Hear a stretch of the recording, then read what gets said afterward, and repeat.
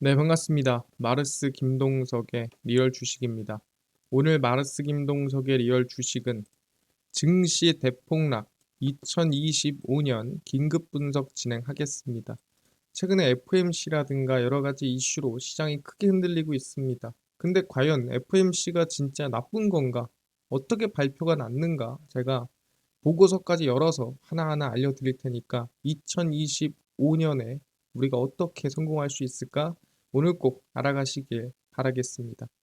그 이전에 우리가 꼭 알아야 되는 게 테슬라 관련된, 일론 머스크 관련된 산업과 관련된 기업입니다. 제가 무료로 자료집으로 정리해서 나눠드리고 있으니까 이 자료집 모두 무료로 꼭 영상 끝까지 보시고 받아가셔라 말씀드리겠습니다. 그래서 오늘 영상 바로 진행하겠고요. 일단 제일 중요한 게 뭐냐면 이번에 FMC 경제 전망 요약입니다. 매번 FMC 때마다 발표가 나는 거고요.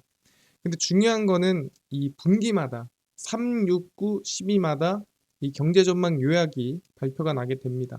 그럼 이 경제 전망 요약에서 과연 뭐라고 얘기를 했길래 시장이 흔들린 거지? 이게 상당히 중요하다라는 거죠. 왜냐하면 FMC가 발표 난 다음에 시장이 급락하고 하락을 했죠. 그래서 이거에 대해서 하나하나 좀 설명을 드리겠습니다. 일단 우리가 먼저 알고 가야 되는 게 FMC 점도표입니다. FMC 점도표가 뭐냐라고 한다면 연방공개시장위원회가 공개하는 자료 중 하나로 위원들이 예상하는 향후 정책금리에 대한 전망을 발표합니다. 그러니까 이 연준의 위원들이 앞으로 금리가 뭐 요 정도 될 것 같아, 저 정도 될 것 같아 싶은 거를 어떻게 보면 설문조사를 미리 해놓는다라고 생각하시면 되는데 분기마다 조사합니다. 그래서 각 점은 그러니까 점이 이렇게 찍혀 있어요. 보여드릴 겁니다. 점이 막 이렇게 찍혀 있는데 FMC 위원 한 명의 금리 전망을 나타내며 점이 모여 있는 위치를 보면 어느 정도의 금리를 예상하고 있는지 한눈에 파악한다는 거죠. 그러니까 예를 들어 뭐 3%의 점이 모여 있다. 그러면은 뭐 많은 사람들이 3%를 예상하는구나. 그럼 내년에 뭐 3%의 금리가 유지가 되지 않을까라는 그냥 예상을 해볼 수가 있다라는 거죠. 근데 이 점도표라는 거는 진짜로 내년에 그렇게 할 겁니다가 아니에요. 공식적인 정책 결정이 아니고 단지 그 위원 한 명 한 명이 예상하는 수준을 나타내는 거기 때문에 참고용으로 씁니다. 아, 내년의 금리를 이렇게 보고 있구나. 저렇게 보고 있구나를 확인할 수 있는 겁니다. 그 위원별로의 또 이 자기 주관을 또 확인해 볼 수가 있어요. 그래서 점도표는 연준의 정책 방향을 이해하는 그러니까 정책 방향이 이렇게 간다가 아니라 아 이런 방향을 보고 있구나 이해하는 중요한 도구로 시장에서 큰 주목을 받고 있습니다. 그래서 이번 12월 FMC에서도 점도표가 발표가 났습니다. 잘 가지고 왔고요. 점도표가 원래 이렇게 생기지 않았어요. 조금 더 넓은데 제가 글씨가 잘 안 보여가지고 중요한 부분만 잘라왔습니다. 이 파란색 점이 보이죠? 이 점이 뭐냐면은 이 점 하나당 위원이 한 명인 겁니다. 그러니까 금리에 대해서는 여기 써 있죠. 5%, 4.5%, 4%, 3.5 안 보일 수 있어서 제가 써드릴게요. 이게 5%고요. 이게 4.5, 4, 3.5, 3, 2.5, 2 이렇게 돼 있습니다. 1.5인데 뭐 사실 2.5 밑으로는 볼 게 없으니까 필요 없는데 이제 여기가 2024년도고요. 여기가 이제 2025년도입니다. 그러니까 우리가 봐야 될 부분이라고 생각하시면 돼요. 그래서 여기 라인이 4.5입니다. 4.5면은 무슨 금리죠? 네, 현재 금리죠. 4.5 금리면은 지금 우리가 금리가 0.25씩 4번 내린 상태라고 보시면 됩니다. 그러면은 이 상태에서 과연 내년에 그러니까 2025년도의 금리가 어느 수준일까를 확인해 볼 필요가 있는 건데 한 명 정도는 뭐 올해랑 똑같을 것 같다. 동결할 것 같다라고 얘기를 한 겁니다. 4.5에서 4.25 사이 될 것 같아요. 여기 써 있죠. 세 분 정도는 동결은 아니고 한 번 정도 금리 인하하지 않을까? 그래서 4.25에서 4% 정도일 것 같아요. 라고 했는데 누가 봐도 동그라미가 많이 모여 있는 곳이 있죠. 거기가 어디냐면은 4%에서 3.75%. 그러니까 지금보다 금리 인하가 2번 정도 더 나올 것 같다 라고 하는 데가 이 10명이 모여있는 이곳입니다. 정말 많이 모여있다라고 볼 수 있는데, 왜냐하면 19명 중에 10명이 모여있는 곳이 지금 4%인 거예요. 그러다 보니까 절반 이상이 내년에 금리 인하가 2번 정도 나올 거라고 전망을 하는구나. 2025년도니까. 그러다 보니까 연준 위원들은 우리가 확정난 건 아니지만 내년에 금리 인하를 2번 할 거라고 우리는 볼 수 있겠네. 아까 얘기한 대로 이해를 할 수 있는 거죠. 방향성을. 그리고 뭐 밑에 있는 3명 정도는 그래 3.75까지 가자. 3번 금리 인하하자. 4번 금리 인하하자. 5번 금리 인하하자. 이건데 사실 이 한 명 한 명 돼 있는 거는 필요가 없는 부분이고, 아까 얘기했죠. 사람이 이 점이 많이 모여 있는 데가 결국에는 FOMC의 방향성과 가까울 수 있다. 그게 여기죠.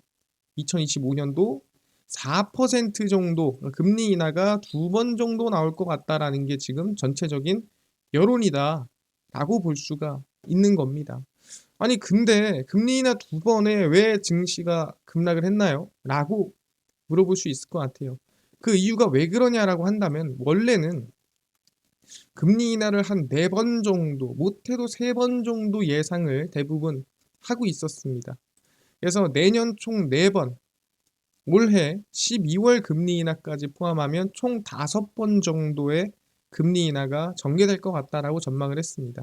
그러니까 125bp, 이게 뭔 소리예요? 0.25씩 5번, 올해까지 포함해서, 그러니까 12월 포함해서 5번, 내년에만 4번 정도 하지 않겠냐라고 얘기를 했습니다.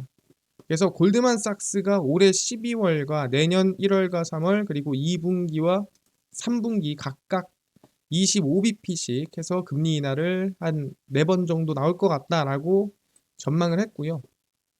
조금 보수적으로 전망을 한 데가 JP모건, 모건스탠리, 웰스파고인데 내년에 3차례 금리 인하를 전망을 했습니다. 그러니까 골드만삭스랑 얘기한 게 너무 이거는 4번은 많고 3번 정도만 하자. 그래서 올해 12월 금리 인하까지 포함하면 4차례 금리 인하가 될 것 같다라고 얘기를 한 거죠. 그래서 대부분 금리 인하를 최소 3번에서 4번을 예상했으나 2번으로 기대 이하 금리 인하가 나올 것 같다라고 FOMC에서 발표를 하니 충격이 온 거죠. 근데 왜 충격이 왔냐면, 사람들이 금리 인하를 못 하는 이유, 안 하는 이유가 이거 인플레이션 때문 아니야? 트럼프가 관세 올려서 인플레이션 터져가지고 다시 이번에 금리 인하 이제 막 시작했는데 인플레이션 때문에 내년에 금리 인하 못 하는 거 아니냐? 그리고 문제 있는 거 아니냐라는 걱정인 거예요. 인플레이션이 2025년도에 터질 것 같다.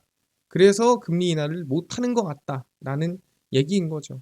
그래서 우리는 이것도 확인해 볼 수 있어요. 어디에서? 아까 얘기한 대로 경제 전망 요약에서 다 발표를 했습니다. 그래서 뭐라고 발표를 했느냐 가지고 제가 직접 가지고 왔습니다. 2025년 경제 전망이에요. 그래서 보시면 이 Change Real GDP라고 써 있고요. 밑에 September Projection이라고 돼 있죠. 이게 뭐냐면은 9월이에요. 9월에 발표했던 거고 이게 12월에 발표하는 겁니다. 같은 이제 제가 써놨죠. 실질 GDP 성장률이 이겁니다. 근데 이게 12월에 발표한 거고 이게 이제 9월에 발표한 거예요. 비교를 하는 겁니다. 그리고 이제 여기 이게 실업률이고요. 이게 PCE, 그 다음에 이게 코어 PCE.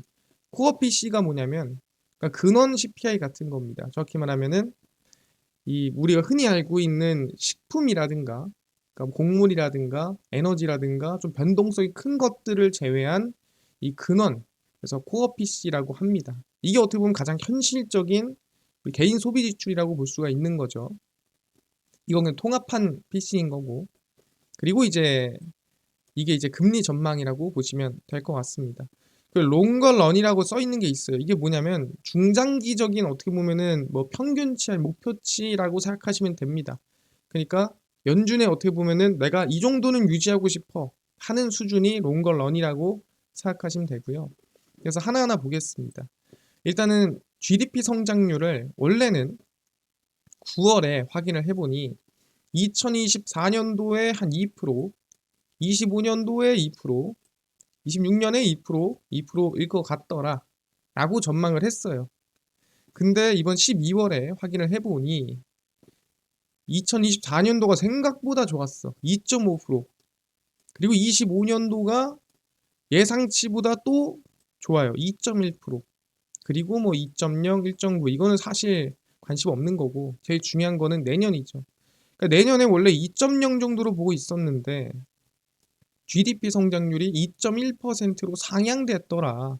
24년도도 2%일 줄 알았는데 2.5%로 상향됐더라. 이게 중요한 게 뭡니까? 생각보다 경제가 괜찮더라라는 얘기입니다. 경제가 괜찮으면 금리 인하를 할 필요가 있어요, 없어요? 금리 인하할 필요가 없는 거죠. 아, 그렇구나. GDP 성장률은 예상치보다 9월보다 12월에 상향됐다라고 볼 수가 있는 부분이고요. 그럼 실업률, 정확히 말하면 사람이 얼마나 지금 잘리냐 뭐 이런 걸 확인해 보는 거죠. 우리가 항상 실업률로서 뭐 경제가 지금 좋냐 나쁘냐 이걸 맨날 판단하잖아요. 특히 파월 의장이 제일 민감한 부분이고 실업률을 보니까 2024년도에 4.4% 정도를 이제 전망을 했습니다. 근데 실제 12월 와보니까 4.2%로 줄었죠. 내년도 똑같아요. 4.4% 유지될 것 같아요 했는데 예상치보다 12월에 또 줄었죠. 그리고 이제 26, 27 가는 건데 사실 예상치보다 보시면 실업률이 낮게 나왔습니다. 그러다 보니까 오히려 나쁘지 않은데 실업률이 낮은 거 보니까 생각하는 것만큼 경제가 엄청 둔화하는 분위기는 아닌 것 같은데 라고 이 경제 전망 FOMC에서 나온 흐름을 확인해 볼 수가 있다라는 거죠. 그리고 이 연준의 목표인 4.2%를 지금 2024년도는 유지를 하고 있습니다. 그리고 PC 이게 어떻게 보면 인플레이션이라고 볼 수가 있는 거죠. 이제 개인 소비 지출이라고 보시면 될 것 같습니다. CPI와 PPI에 합쳐져서 PC가 나온다라고 그냥 간단하게 생각하시면 되고요. 그래서 인플레이션을 확인해 보니 22.3%가 9월에 나올 것 같았다 했는데 생각보다 높게 나왔습니다. 그리고 내년에는 2.1% 정도 생각했는데 생각보다 2.5%로 높게 나왔습니다.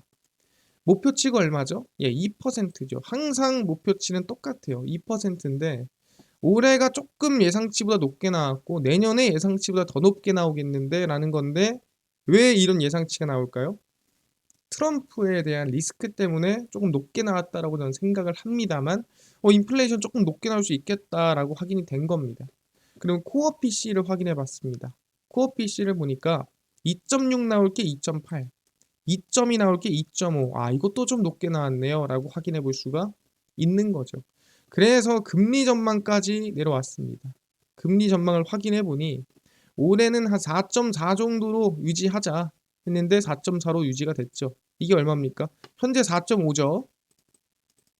그럼 내년에 전망이 얼마냐? 아까 점도표에 얼마였습니까? 4%였죠. 그래서 원래는 4번 정도 전망을 했잖아요. 9월에. 3.4. 그러니까 올해 4.5까지 가고 내년에 3.4까지 가면은 0.25씩 4번 해야 가는 거잖아요. 근데 여기서 2번이 줄었죠. 3.9 정도로 가자가 된 겁니다. 여기서 마찬가지로 다 2번씩 여기도 줄어버렸죠. 그래서 얘기하는 게 뭐냐면 경제는 생각보다 좋았죠. 근데 인플레이션이 조금 걱정이 되네 라는 부분입니다. 그래서 사람들이 얘기하는 인플레이션이 뛰는 거 아니야? 만 볼 게 아니라 생각보다 이 경제가 나쁘지 않았고 그다음에 인플레이션은 조금 걱정이 되니까 우리 금리 인하에 대해서 4번까지는 할 필요 없을 것 같아 라는 결과가 나온 겁니다.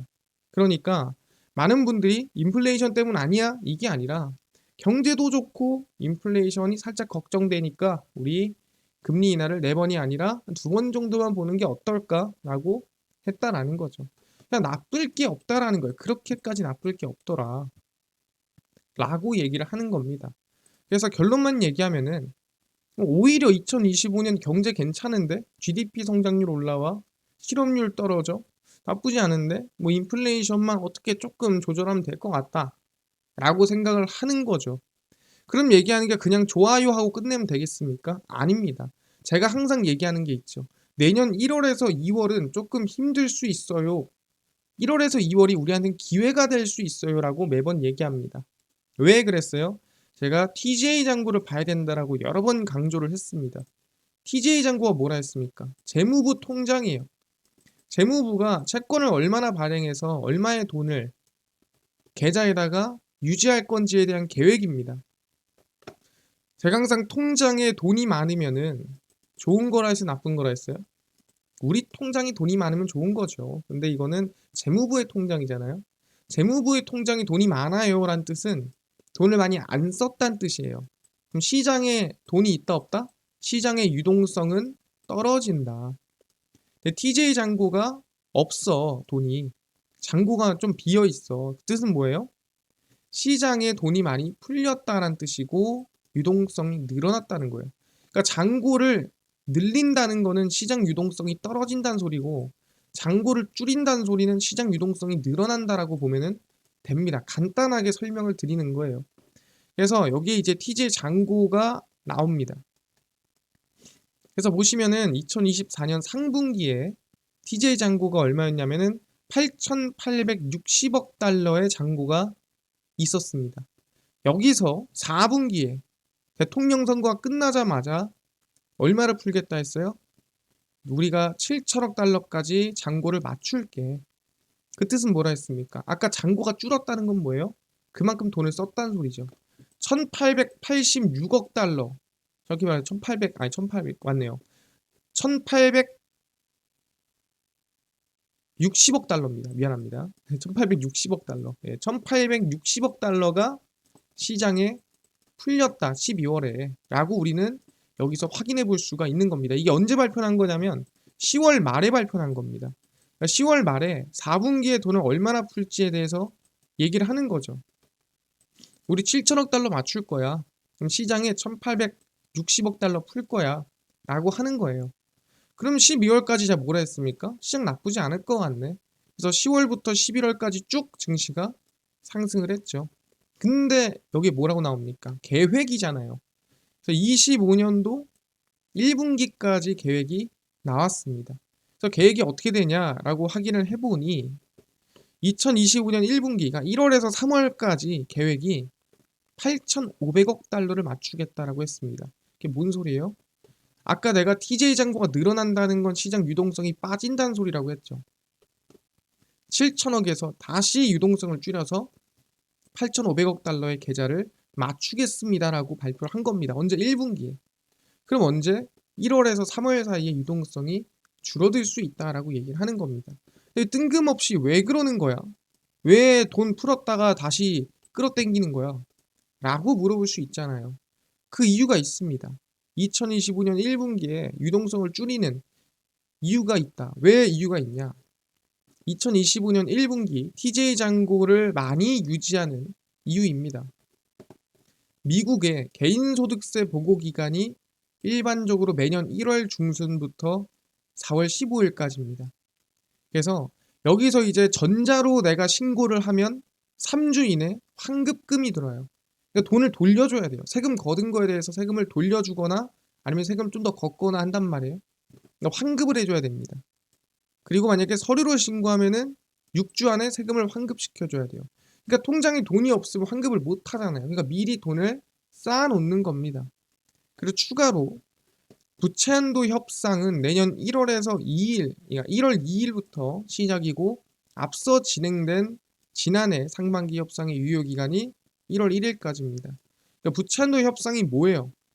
말 그대로 부채가 지금 이 한도가 넓혀져 있는 거를 유지하자. 부채 한도 줄이지 마라. 우리 지금 돈 필요하니까 돈 갖다 계속 쓰게 해줘라. 이런 뜻입니다.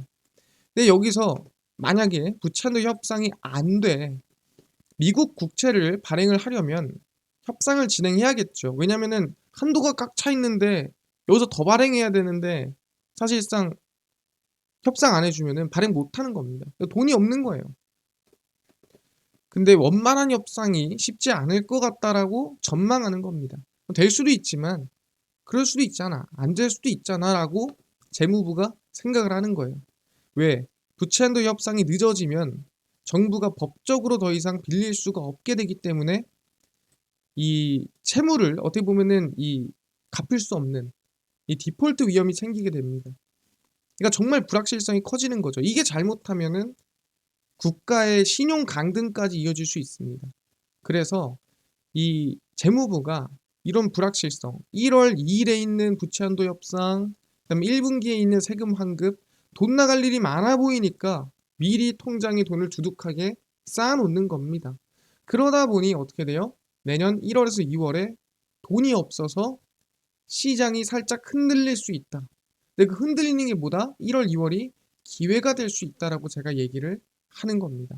그래서 1월, 2월에 유동성이 없을 가능성이 높아요. 돈 쓸 일이 많아서 통장에다가 돈을 좀 쟁여놓을 예정입니다. 미국이. 그래서 결론만 얘기하겠습니다. 우리가 2025년 전략을 어떻게 잡아야 되냐? 12월 FOMC 금리 인하 횟수 감소로 인한 급등락은 과한 반응인 것으로 저는 확인이 됩니다. 과해요. 왜? 인플레이션이 폭발해서가 아니라 경제도 나쁘지 않아서도 영향이 있다라는 겁니다. 12월보다는 1월에서 2월 TJ 잔고가 늘어나면서 미국 증시 유동성이 잠시 부족할 가능성이 높습니다. 왜? 잠깐 돈 나갈 일이 많으니까. 근데 부채 한도 협상 끝나고 세금 환급 끝나면 사실 돈 나갈 일 거의 마무리돼요. 그래서 매년 있는 부채 한도 협상 및 세금 환급 때문에 불확실성을 대비하기 위한 재무부의 계획이다. 그래서 1월에서 2월쯤 저는 기회가 올 것 같습니다. 미국 주식이든 국내 주식이든 내가 저점 매수를 노리고 싶다. 그럼 1월에서 2월 초가 아마 우리한테는 기회가 될 수 있을 것 같고 그 이후에는 아마 상반기에 상승 랠리가 이어질 걸로 전망이 됩니다. 그렇기 때문에 우리가 지금부터 준비를 한다면 뭘 준비해야 되냐? 2025년의 기회는 1월에서 2월 사이에 온다라고 생각을 하고 내년 상반기를 준비하는 게 저는 맞다라고 봅니다. 왜? 아까 FOMC 경제 전망이나 TJ 잔고 계획이나 이런 나온 객관적인 발표로 봤을 때 이게 가장 우리가 확률 높은 대응이다라고 저는 얘기할 수 있을 것 같아요. 이해가 됐습니다. 그래서 말씀드리고 싶은 건 우리가 12월을 잘 버텨내서 1월, 2월에 지금보다 더 나은 기회가 올 수 있을 것 같으니까 우리 다 같이 좀 인내를 할 필요가 있다라고 생각을 하고요. 이번 FMC에 대한 반응은 좀 과하다라는 게 제 개인의 생각입니다. 그래서 기회가 왔을 때 또 말씀드릴 거니까 유튜브 계속 봐주시면 될 것 같고요. 이뿐만 아니라 아까 전에 테슬라 관련된 산업 관련주 총정리한 자료집을 저희가 무료로 나눠준다고 했는데 혹시 어디서 받을 수 있나요? 하시는 분들이 있고요. 뿐만 아니라 당일 좀 급등이 예상되는 단타 종목을 매일 무료로 좀 나눠주시고 장 시작 전에 급등이 예상되는 뉴스라든가 시황을 저희가 무료로 좀 나눠주시고 테마주라든가 매매법 강의를 무료로 나눠주세요 하시는 분들이 있어서 김동석 대표가 100% 무료로 나눠드리고 있습니다. 바로 김동석의 리얼 주식 연구소라는 100% 무료 어플에서 나눠드리고 있고요. 이 어플은 내가 아이폰을 씁니다. 앱스토어에서 무료로 설치 가능하고 갤럭시를 씁니다. 구글 플레이, 플레이 스토어에서 무료로 설치가 가능합니다. 무료로 설치하고 나면은 전화번호 같은 거 적어야 되나요? 아무것도 안 적으셔도 됩니다. 무료입니다. 적을 데도 없어요. 그러니까 구글 플레이 스토어, 앱스토어 접속하신 다음에 김동석의 리얼 주식 연구소라 검색하시면 이렇게 어플이 뜨게 됩니다. 그래서 100% 무료로 설치 가능하니까요. 무료로 어플 꼭 설치하셔라 말씀드리고 설치를 하고 나면은 이렇게 어플이 화면에 뜨게 됩니다.